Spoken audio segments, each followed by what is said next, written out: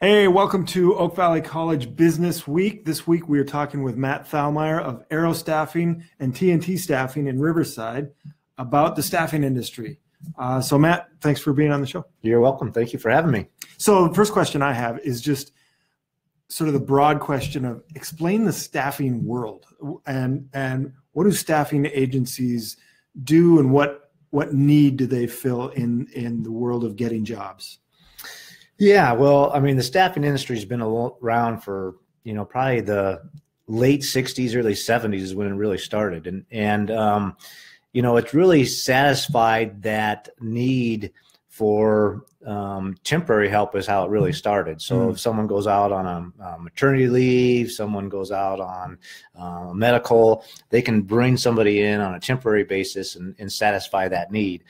And then it's kind of evolved into even seasonal help. And so, right now the big one is the Amazon, and they bring in thousands of workers. They fill this holiday rush, and then those workers go into other environments type of a thing. And so it's the companies don't have to bring them on to their own staff and everything. They can use our service to monitor and facilitate that hiring binge, so to speak, and satisfy that. And then it's up to the staffing company then to place them into that next role type of a thing. And so it's allowed individuals then that flexibility to say, I'm going to work 3 months at Amazon, then I can go get placed at another company, and then I can get placed over here. And so a lot of individuals could really see what they want to do and see what kind of environment they want to be in, and then make a decision that, I'm going to really pursue warehouse, or I'm going to really pursue manufacturing, or whatever it may be. And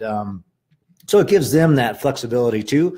And we're learning a lot of people just like that flexibility, and they're willing to be, it seems risky to a lot of us that like the security of everyday job and this and that, but we're coming into a society or a population that, 3 months here and 3 months there, and I'm okay with that, you know? And so it's different for us, but that's what we're seeing. Yeah. That makes a lot of sense.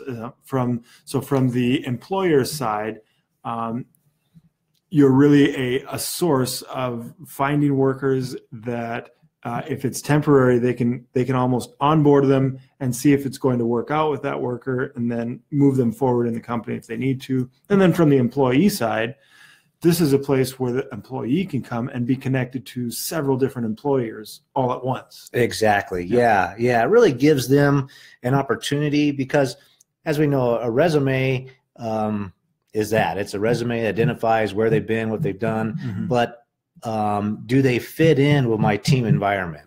And that allows them, by working with a staffing service, to really identify how's the fit personality-wise into my organization. Right. And does this individual like, the company structure and the company, what it stands for and what it's about? And so it's a kind of a try on both sides, right? The employee gets to try the environment. Do I enjoy that manager? Do I enjoy my coworkers? Do I enjoy the product that I'm working for? Yeah. And the client gets to try out the individual. Like, is this, are they really showing up on time? Do they really have the work ethic that I'm looking for? Do they fit in with my culture and my beliefs and that kind of a thing? So, yeah. So, and the staffing company at the same time then has all the responsibility of the healthcare, of the workers' comp, of the payroll taxes, and all those kind of things. And so we handle the whole onboarding aspect of it. The client company just is able to utilize us as a business expense to meet his need and his production levels and all those kind of things.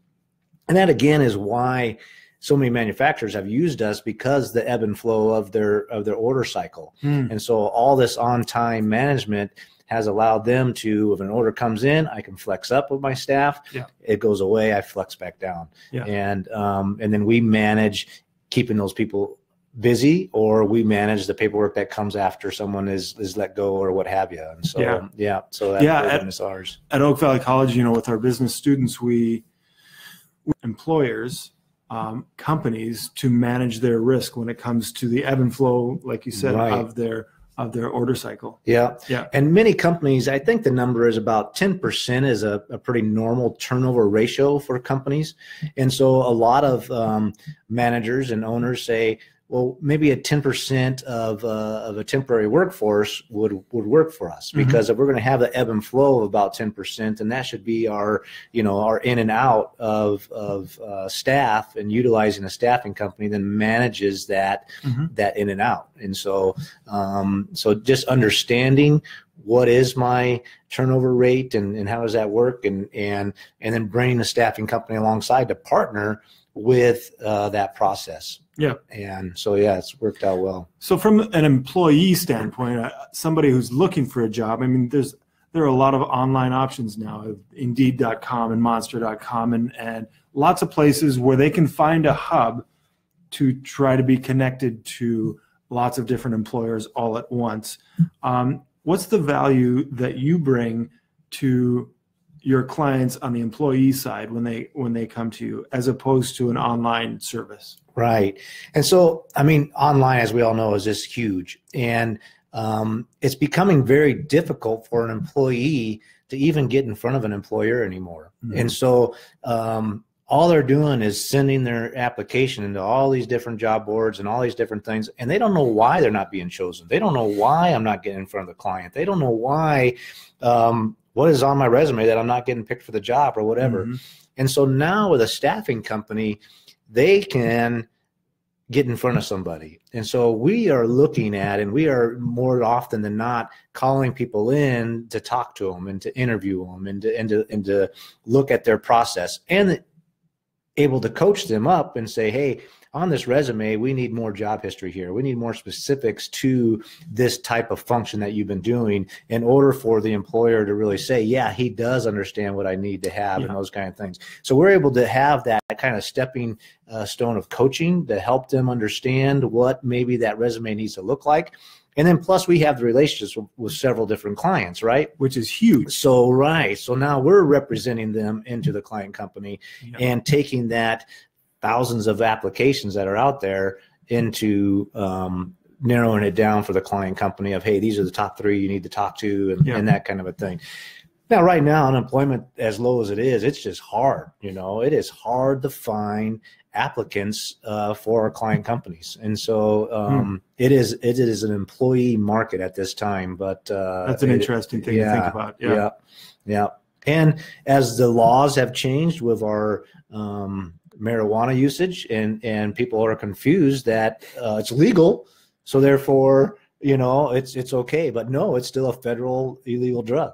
And so we're having a tremendous amount of that coming through as well. It's very interesting. That's kind of a tightrope walk. Yeah.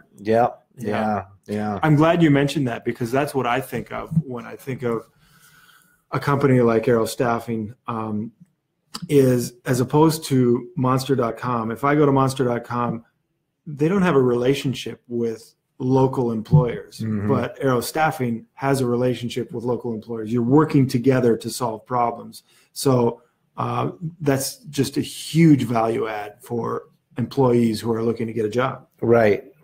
And you're on those job boards, and you may apply to 15 different jobs, but you don't know if you're going to get a response or what you're going to have. You go to one staffing company, they may present you to 15 different relationships that they have. And so it's a lot hotter presentation than just sending your own resume, versus they've already hired a firm that is vetting what they're looking for and understands that company, has a relationship with the company, and can really bring that, I guess, a better service for you as an applicant into that possible job. Yeah, representing you. That makes so much sense. So you've been doing this for a while. You've been doing this since the 90s. Yeah.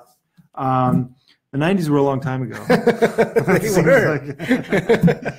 What changes in the workforce have you noticed from one generation to the next, as generations have turned over from Generation X to the millennials, and now we've got another generation coming after them? What are you seeing in the workforce?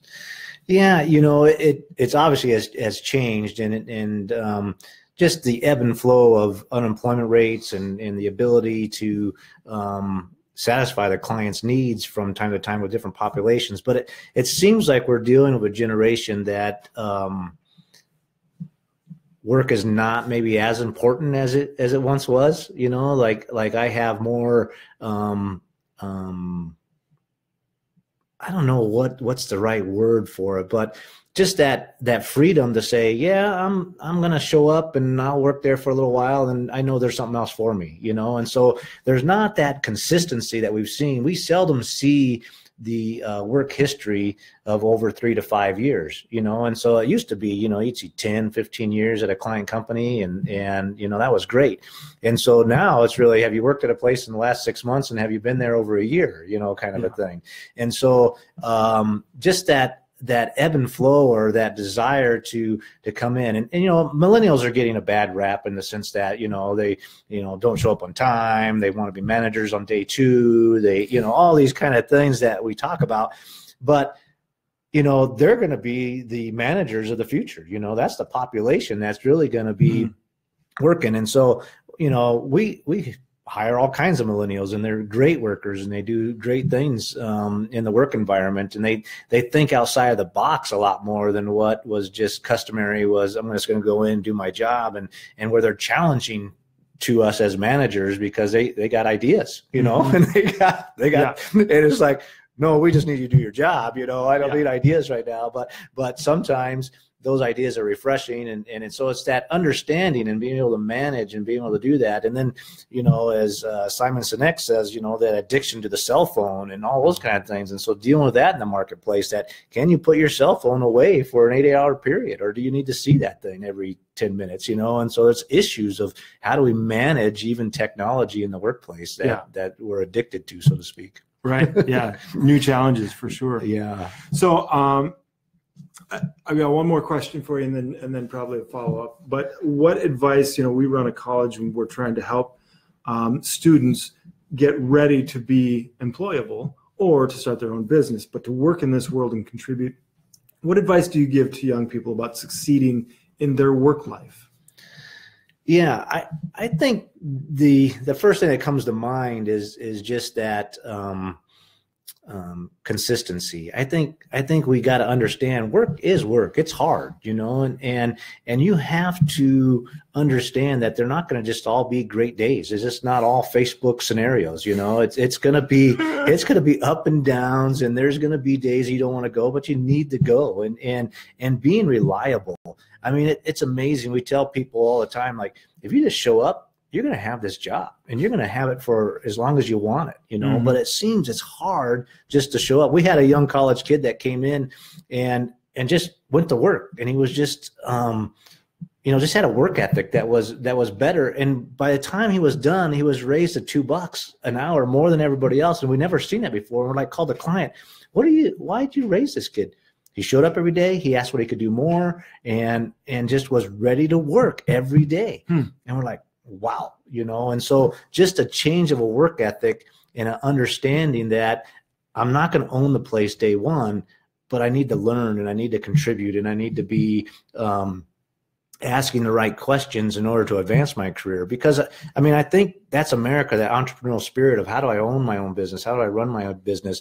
And you have to be that good worker before you can be that owner, I think, a lot of times, because you're going to be looking for those good workers yourself. And so you got to have that example. You got to be that example even when you get to that next level. And so you got to learn, and it's like learning your subject matter, right? I mean, you got all these kids learning how to be, you know, good students. Well, they got to learn to be good employees. And what's that? And we don't have a lot of training on that, you know, of what does that mean, of dressing for success, of showing up on time, of being able to write a good email, of being able to just present themselves in a way that's desirable, you know, and it's the little stuff. It's the soft skills that have seemed to faded away over the years versus some of these hard book skills that we've encouraged everybody to go get a college education, And that's what I love about Oak Valley, is that you're encouraging entrepreneurial and working through an education, coming out debt-free and getting into the workforce, where, you know, we're seeing people coming with a tremendous amount of debt and then getting jobs that's not going to be able to sustain that kind of debt, new house, new family, all the other kind of stuff. So it's a lifestyle. And so it's just, it's disheartening to see that kind of mindset, but that's kind of where we're at. And then working within that to make, you know, I taught a marketing course this past fall, And I don't want to toot my own horn, but that's how I set it up at the beginning was, okay, folks, this is a job. When you come here to work. Right. For 3 months, you're employed by Marketing 202. Yeah. So come in here with that mindset that this is, if you can succeed at this, if you can do the work on time to a level that you're proud of, that's usable, that's useful, I really feel like you can take that into the workforce outside of here and be successful. That is what we're trying to do. We're trying to set up an environment at Oak Valley College where if you succeed at Oak Valley College, we know you'll be successful in the workforce. Yeah. Because we're trying to emulate that. Right. Yeah. And I tell my high school son, hey, that's your job right now. Yeah. What you're doing right now in high school is your job. That's where you need to focus. That's where you need to concentrate. And that's where you need to succeed in order to get to whatever next level that may be, And I tell them too, I love my college experience, and I think college was great, and it was awesome for myself. But it's not for everybody. Mm-hmm. And there is a lot of trades out there. We have some great manufacturing jobs, and people are not getting into the trades like I wish I would see that, and there's some good paying jobs. And when you look at the opportunity cost, I went and got myself in debt for 50, 60 grand, or I could have been making 50, 60 grand within those 4 years that I went and did a trade. Mm-hmm. And people need to start looking at that and not have society look down that, running a machine or we didn't use an AC. No, that was proud stuff. 20th century industrial America. Yeah. We never looked down on that. No. And I think it's going to switch again, because I think those jobs are just, I've talked to some AC technicians, they're making great livings, and they learned the trade, and it took them it's 4 or 5 years of really learning and grinding and understanding what that is. It's a good life, and so anyway, I think there's got to be passion, right? People got to be passionate for what they do. And that's where I think struggle for like my son in high school is like, he doesn't know what he wants to do. And there's not passion to do well in school or what have you, maybe. But once somebody knows what they want to do, and I think that's what Oak Valley is helping them to identify, where do you want to have your career into, or what is your passion? And then we really work hard with that. And what are you good at? And what are you good at? Right. We talk about both. It's great that you're passionate about wooden ice cream spoons, right? But are you good at it, and can you make a living off of it? Right. You need all those ingredients in there. Yeah. Sometimes you start with what you're good at, right? And you become more passionate. Right, exactly. And so often we're like, oh, we need to focus on what we're not so good at and get better at it. Mm-hmm. Well, why don't you focus on what you're good at and become great at it? Right. And I think Maxwell talks about that in several of John Maxwell in his books. But and so we don't spend enough time really focusing and learning what we are good at and becoming great at it. Yeah. And so, Well, I appreciate you being on the show. I've got one last question. Are you following NFL? Are you following football? Not too much, but I'm glad Rams are coming back. I was a Rams fan growing up, and I might jump on that bandwagon again. I use people like you to keep up on the Vikings. I know they're doing well, so I was going to ask you on what their odds were on Super Bowl shot. Okay. Well, that blows my last question. I'm sorry. Okay. All right. Thanks, Matt. Thank you, Mark. Yep.